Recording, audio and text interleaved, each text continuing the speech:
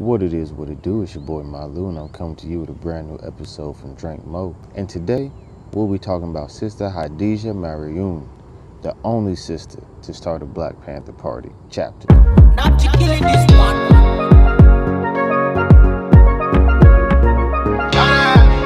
Family, so we're coming here today with a very special video, man. Like, this was super requested. Mad people want to know more about women in the Black Panther Party. We're giving a handful of people. We're giving the Angelas. If we're blessed, we hear about Asada. Sometimes you can hear about ELAINE Brown or Erica Huggins. Who else? KATHLEEN, CLEAVER. And to a grand extent, that's about it. But if you know of any other Black Panther women that I missed out on in that list, definitely put it in the comments. But for me, that's about as many as I can name, right? So it's totally understandable if someone has never heard of Sister Hadaasha Maryum. Born 1949 down in Arkansas to the government named Mary Smith, Sister Hadaasha was actually moved to Iowa from Arkansas at the age of 9 by her mother. Now, there were a number of migrations from the south to the north. Sister Hadaasha and her family were one of the last ones that took place in the 1950s, and you could imagine that leaving the South, they were intending to get some better life. So a lot of Black people had to really amalgamate and assimilate to not just the racism, but also the weather. Sister Hadaasha was very astute, graduated high school in May of 1967.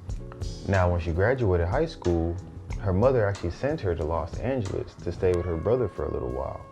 And while she was down there, her mother told her to stay out of trouble. Sister Hadaasha and her brother actually began to go to Black Panther Party rallies in LA. At the time, the Black Panther Party in LA was just now forming, and it was being led by a very infamous former gang member named Bunchy Carter. Now, Bunchy Carter is like the Nipsey Hussle of the 1960s, you feel me? He was the leader of the Slauson street gang, and once he joined the Black Panther Party, he basically brought the entire gang with him, you know what I'm saying? So that summer when Marie graduated high school and she met Bunchy, she was so enthused, not just by him, but by the party itself, the program itself, and she knew how pivotal and useful this could be in her own neighborhood. So she went through the classes and really got to know this Black Panther Party, and by July the next year, she was fully prepared to begin a party in her home state of Iowa, in the city of Des Moines. One of the first recruits that Sister Hadaasha actually had was a brother named Charles Knox. Now, Charles Knox would later become really like the face of the chapter. And when you do your history, when you do your Googles, your research, his name will pop up way faster than Sister Hadaasha's will. But stick with me. If you're ever looking for her, you want to Google her, you can look her up as Sister Hadaasha Maryum. You can also look her up as Mary Rem. That's R-H-E-M. Mary Rem. That was one of her maiden names when she got married as an adult. So in 1968, just 3 months after the assassination of Dr. Martin Luther King, on July 18th, Sister Hadaasha Maryum started the Black Panther Party for self-defense in Des Moines, Iowa. Now, Sister Hadaasha didn't take long to hit the ground running. I mean, not only did they make money from selling the Black Panther newspaper as well as a little red book, but they also even applied for federal funds like the anti-poverty program. By November of that same year, they had built such a rapport throughout the community that it was starting to spew into the high schools. And there was actually a number of incidents of racial tension between high school students. Now, this was, in a lot of ways, pivotal for both sides of this confrontation. For the white community, they kind of rallied around the fact that Black people were starting to get pride, and they blamed a lot of that pride in the Black Panther Party.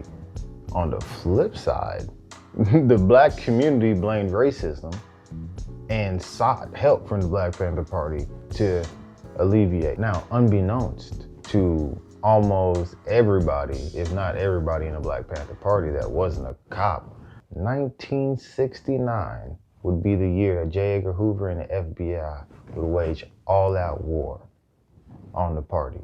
And they actually started it off with the assassination of Bunchy Carter in January of that year. Like I said, 1969, man, it was really like, it was the beginning of the end. On the 14th of April, there was a bombing of like an electrical plant near the black neighborhood. Police did nothing about it. And just 12 days later, on the 26th, going into the 27th of April, the actual headquarters of the Black Panther Party was bombed.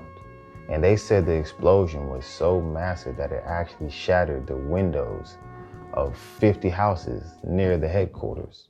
So the Black Panther Party blamed the police department. The police department actually claimed that the Panther Party bombed their own headquarters.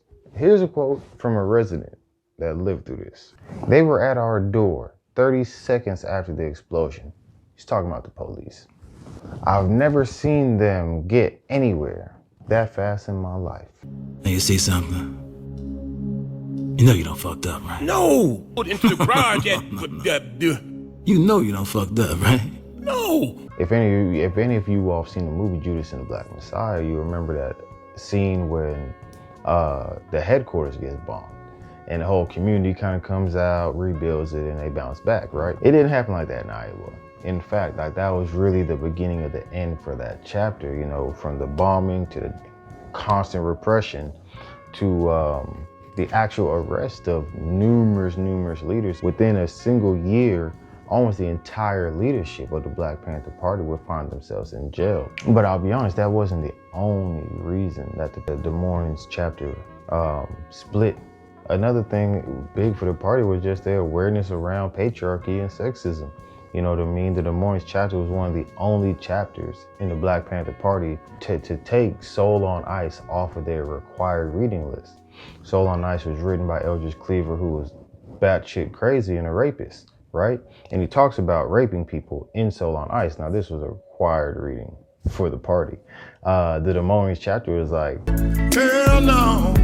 To the no, no, no! After leaving the Black Panther Party, my sister Hadaasha actually continued to work for the community. She worked for a short time for an organization called Oak Ridge Neighborhood Services, which serviced the poor people, predominantly Black, in the Des Moines, Iowa area. In the 1980s, she helped found the KUCB radio station in Des Moines, Iowa, and it was specifically to be able to bring a voice to the voiceless. Even after the civil rights movement has kind of began to dwindle, you know what I'm saying, in the national eyes, she's still pushing in the 80s. And that radio station is huge. It was beautiful that she did that. She also started a grassroots organization called Sisters Still Marching, which led a 1,000 woman strong march in Des Moines, Iowa in 1998. So in conclusion, Women warriors fight while others celebrate. It is only they who see the dreadful colors of suffering. It is only they who perceive where the intense splendor of victory is to be found. Because warrior women are the eyes of the rainbow, the eyes of the rainbow, the eyes of the rainbow. I never give it mercy. Drink more water, darling. I never give it mercy.